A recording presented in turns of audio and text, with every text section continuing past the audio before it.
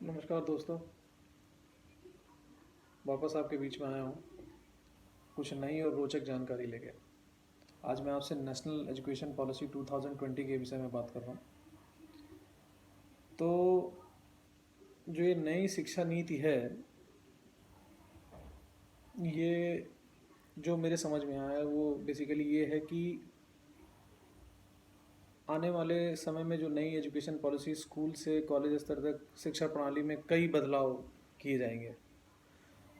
और इसका जो मैं सबसे फंडामेंटल चीज़ पर डिस्कस करूँगा कि नई जो शिक्षा नीति 2020 की है उसमें क्षेत्रीय भाषाओं को विकसित किए जाने पर बहुत ज़्यादा जोर दिया जा रहा है।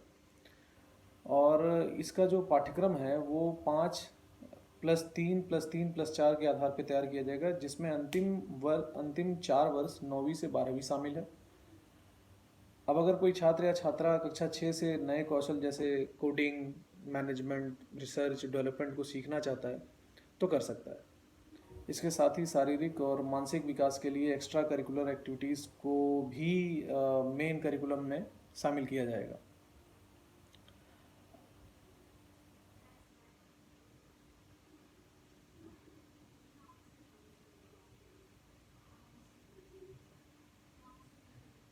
थोड़ा सा ये मैंने लिखा हुआ है, इसको मैं उसको देख देख के ही आपको बता रहा हूँ।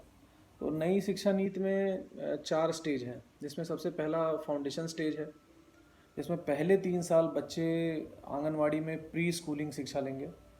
फिर अगले 2 साल कक्षा 1 व 2 में बच्चे स्कूल में पढ़ेंगे।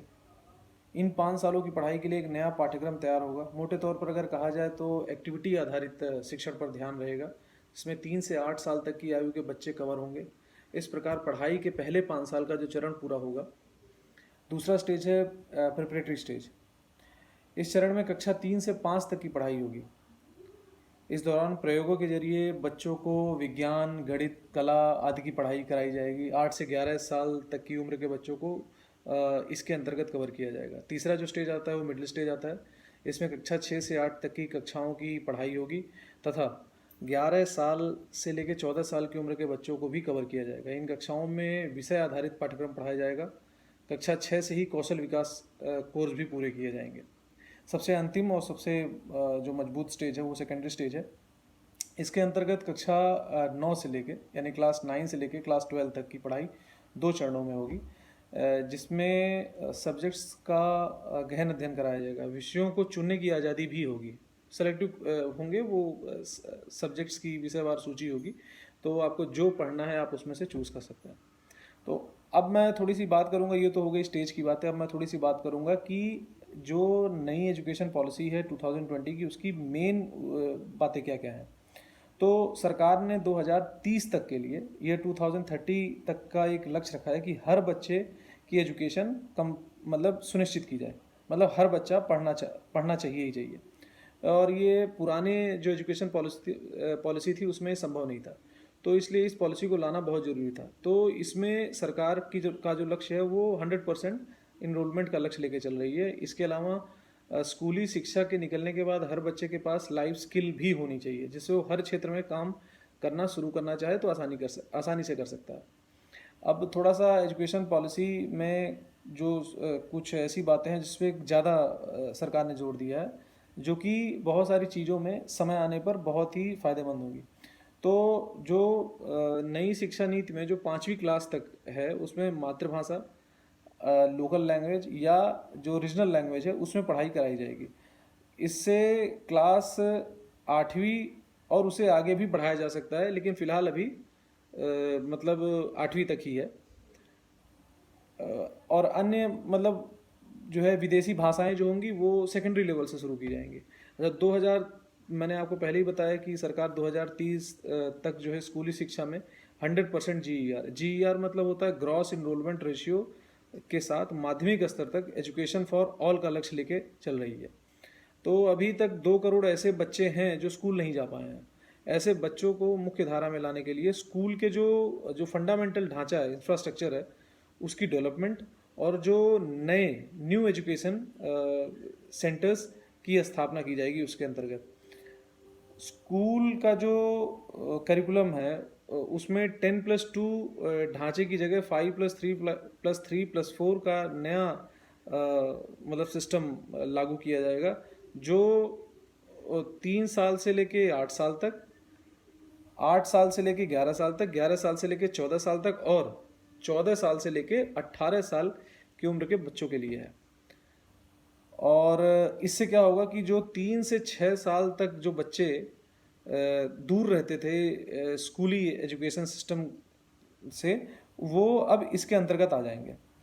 अब नई प्रणाली के तहत जो प्री स्कूलिंग के साथ 12 साल के जो स्कूली जो शिक्षा और 3 साल की आंगनवाड़ी होगी, इसके तहत छात्रों की जो शुरुआती स्टेज की पढ़ाई के लिए 3 साल की प्री प्राइमरी और पहली तथा दूसरी क्लास को रखा गया है। मतलब वो पहले 3 साल उनको प्री प्राइमरी जो किंडरगार्टन एजुकेशन है वो रहेगा, उसके बाद पहले और दूसरी क्लास में उनको डाला जाएगा। अगले स्टेज में तीसरी, चौथी और पांचवी क्लास को रखा गया है। ठीक है, जो 5+3 मैंने बोला था। इसके बाद मिडिल स्कूल यानी 6, 7, 8 कक्षा में सब्जेक्ट का इंट्रोडक्शन कराया जाएगा। मैं अब ये आता है 5+3 के बाद, ये 3 था। सभी छात्र केवल तीसरी, पांचवी और 8वीं कक्षा में परीक्षा देंगे। जितने भी बच्चे हैं वो सिर्फ कक्षा 3rd में, उसके बाद 5th में, उसके बाद 8th में आगे परीक्षा देंगे। 10वीं और 12वीं की बोर्ड परीक्षा पहले की तरह जारी रहेगी, लेकिन बच्चों के ओवरऑल डेवलपमेंट के लक्ष्य को ध्यान में रखते हुए उन्हें नया स्वरूप दिया जाएगा, मतलब नया मोड दिया जाएगा। एक नया मतलब आप उसे कह सकते हैं कि एक राष्ट्रीय आकलन केंद्र जो है बनाया जाएगा और उसके कुछ मानक निर्धारित किए जाएंगे। पढ़ने लिखने और जोड़ घटाव की बुनियादी योग्यता पर काफ़ी ज़्यादा जोर दिया जाएगा, जो बेसिक लेवल पे है। बुनियादी साक्षरता और संख्यात्मक ज्ञान की प्राप्ति को सही ढंग से सीखने के लिए अत्यंत जरूरी और पहली आवश्यकता मानते हुए NEP 2020 में मानव संसाधन विकास मंत्रालय द्वारा बुनियादी साक्षरता और संख्यात्मक ज्ञान पर एक राष्ट्रीय मिशन की स्थापना किए जाने पर भी जो एजुकेशन डिपार्टमेंट है, मिनिस्ट्री है, उसने काफ़ी फोकस किया हुआ है। अब NCERT 8 वर्ष की आयु तक के बच्चों के लिए जो है एक नया पाठ्यक्रम और एजुकेशन मॉडल डेवलप करेगी। तो ये सारी कुछ चीज़ें रह गई, और बाकी गवर्नमेंट ने इस पॉलिसी के तहत एजुकेशन को मतलब GDP का 6% तक लाने का उसका फोकस है। और छठी क्लास में सबसे अच्छी बात है कि छठी क्लास से ही वोकेशनल कोर्स शुरू किए जाएंगे। तो इसके लिए जो भी इच्छुक छात्र हैं वो छठी क्लास के बाद ही इंटर्नशिप, मतलब जो उनकी चॉइस होगी उसके हिसाब से उनकी इंटर्नशिप भी करवाई जाएगी। इसके अलावा म्यूज़िक और आर्ट्स को बढ़ावा दिया जाएगा और वो पाठ्यक्रम के अंदर भी लागू किया जाएगा। तो पहली बार मल्टीपल एंट्री और एग्जिट सिस्टम लागू किया जाएगा। मतलब अगर मान लीजिए कि ये खासकर इंजीनियरिंग के स्टूडेंट्स के लिए है, तो अगर मान लीजिए कि 4 साल इंजीनियरिंग पढ़ने या 6 सेमेस्टर पढ़ने के बाद किसी कारणवश आगे नहीं बढ़ पाए, तो इसके पास उनके पास अगर कोई उपाय नहीं होता, लेकिन मल्टीपल एंट्री और एग्जिट सिस्टम में 1 साल के बाद सर्टिफिकेट, 2 साल के बाद डिप्लोमा, 3-4 साल के बाद डिग्री मिल जाएगी। इससे उन छात्रों को बहुत फ़ायदा होगा जिनकी पढ़ाई बीच में किसी वजह से छूट गई थी। नई शिक्षा नीति में छात्रों को यह आज़ादी भी होगी कि अगर वो किसी कोर्स, कोई भी कोर्स बीच में छोड़कर दूसरे कोर्स में दाखिला लेना चाहें, तो वो पहले कोर्स से एक खास निश्चित समय तक ब्रेक ले सकते हैं और दूसरा कोर्स ज्वाइन कर सकते हैं। उच्च शिक्षा में ढेरों बदलाव किए गए हैं। इसके लिए 4 साल का डिग्री प्रोग्राम होगा। जो लोग नौकरी में जाना चाहते हैं वो 3 साल का ही डिग्री प्रोग्राम करेंगे, लेकिन जो रिसर्च में जाना चाहते हैं वो अब 1 साल के MA के साथ 4 साल के डिग्री प्रोग्राम के साथ सीधे PhD कर सकते हैं। उन्हें MPhil की ज़रूरत नहीं पड़ेगी। समझ रहे हैं आप? तो जहाँ पहले आपको मास्टर्स करना पड़ता था, मास्टर्स के बाद आपको PhD जाके करनी पड़ती थी, वो सब काम नहीं होगा। आपने ऑलरेडी मतलब 3 साल किया और फिर मतलब 1 साल के लिए मतलब वो जो लास्ट वाला 4 है, 5+3+3+4, तो उसके तहत आप सीधे अपना रिसर्च कंप्लीट कर लेंगे। अब मतलब थोड़ा सा क्रिस्प बताऊंगा कि उच्च शिक्षा में जो ये बदलाव हो क्या है। तो मतलब हायर एजुकेशन में मल्टीपल एंट्री और एग्जिट का सिस्टम गवर्नमेंट ने दे दिया, और 5 साल का जो कोर्स मतलब जो MPhil करना पड़ता था उसमें छूट दी सरकार ने। और बाकी दिव्यांगजनों के लिए भी कुछ शिक्षा में बदलाव किए जाएंगे, और 8 जो रीजनल लैंग्वेजेस हैं उसकी कोर्सेज स्टार्ट की जाएंगी। तो मैं मतलब ये कुछ जानकारी थी जो बहुत बेसिक जानकारी है। बाकी मतलब प्रत्येक बच्चा कम से कम एक वोकेशन कोर्स जो है सीखे और कई चीज़ों के संपर्क में आए, ये सरकार का मतलब सरकार का मेन फोकस रहेगा। 6 से 8 तक के ग्रेड्स के दौरान मतलब राज्य और जो लोकल समुदाय हैं उनके द्वारा कुछ महत्वपूर्ण जो व्यावसायिक शिल्प हैं, जैसे कि बढ़ईगिरी हो गई, बिजली का काम हो गया, धातु का काम हो गया, बागवानी हो गई, मिट्टी के बर्तन बनाने आदि से संबंधित व्यवसाय की जानकारी भी दी जाएगी। और सरकार चाहती है 2025 तक स्कूल और उच्च शिक्षा प्रणाली के माध्यम से कम 50% शिक्षार्थियों को व्यावसायिक शिक्षा के जरिए के लिए जो है उनको ट्रेन किया जाए, और उसके पीछे वो सरकार उचित कदम भी उठाएगी। तो ये सारी चीज़ें हैं, और मेरा ये ऐसा मानना है कि इस नई पॉलिसी के आने के बाद भारत के एजुकेशन सिस्टम में आमूलचूल परिवर्तन होंगे।